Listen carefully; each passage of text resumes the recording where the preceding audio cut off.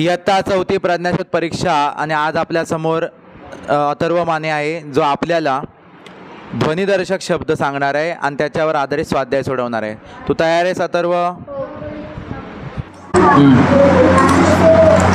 ध्वनिदर्शक शब्द: गायीचे हंबरणे, हत्तीचे चित्कारणे, घोड्याचे खिंकाळणे, वाघाची डरकाळी, सिंहाची गर्जना, कोल्ह्याची कोल्हेकुई, घंटेचा घणघणाट, पंखांची फडफड, पावसाची टिपटिप रिमझिम, तलवारीचा खणखणाट, विजांचा कडकडाट, कावळ्यांची कावकाव, कोकिळेचे कुहूकुहू, भुंक्यांचा गुंजारव, मधमाशांचा गुंजारव, कोंबड्यांचे आरवणे, माकडांचा भुभुकार, चाकांची खडखड, बैलगाडींचा खडखडाट, भांगड्यांचा किणकिणाट, घड्याळांची टिकटिक, ढगांचा गडगडाट, कुत्र्याचे भुंकणे, गाढवाचे ओरडणे, कबुतराचे घुमणे,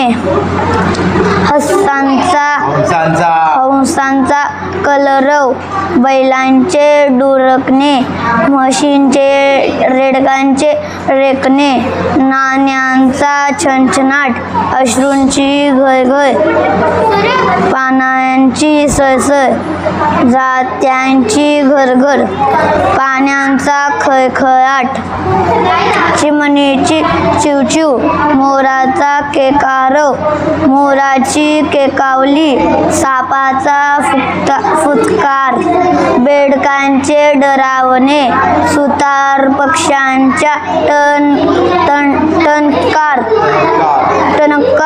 टाळ्यांचा कडकडाट, आगगाडीची झुकझुक, पैंजणाची छुमछुम, रक्ताची भळभळ, विमानाची घरघर।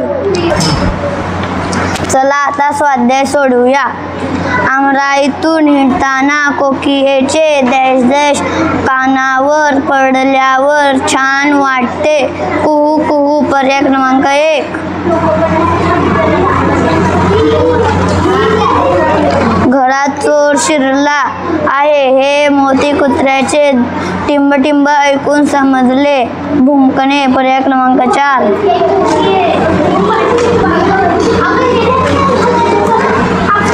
बैलगाडीत बसल्यावर चाकांची दश येऊ लागली, खडबड।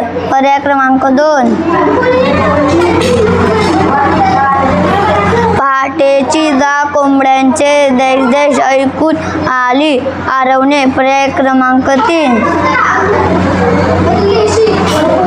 लढाईच्या काळात आकाशात विमानाची दश चालू होती, खडबड, घरघर। पर्याय क्रमांक 4।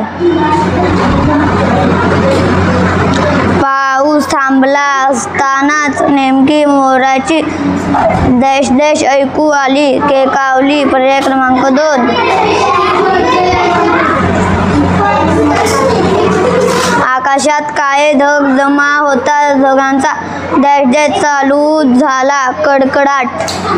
पर्याय क्रमांक गडगडाट। पर्याय क्रमांक 1।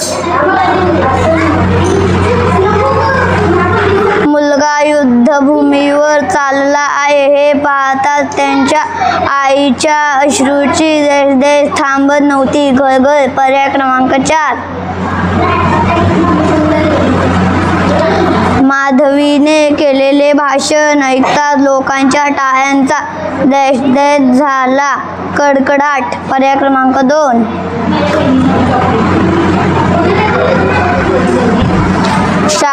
शाळा भरण्याच्या वेळी घंटेचा दश ऐकून मुले वर्गात गेली, घणघणाट। पर्याय क्रमांक 1।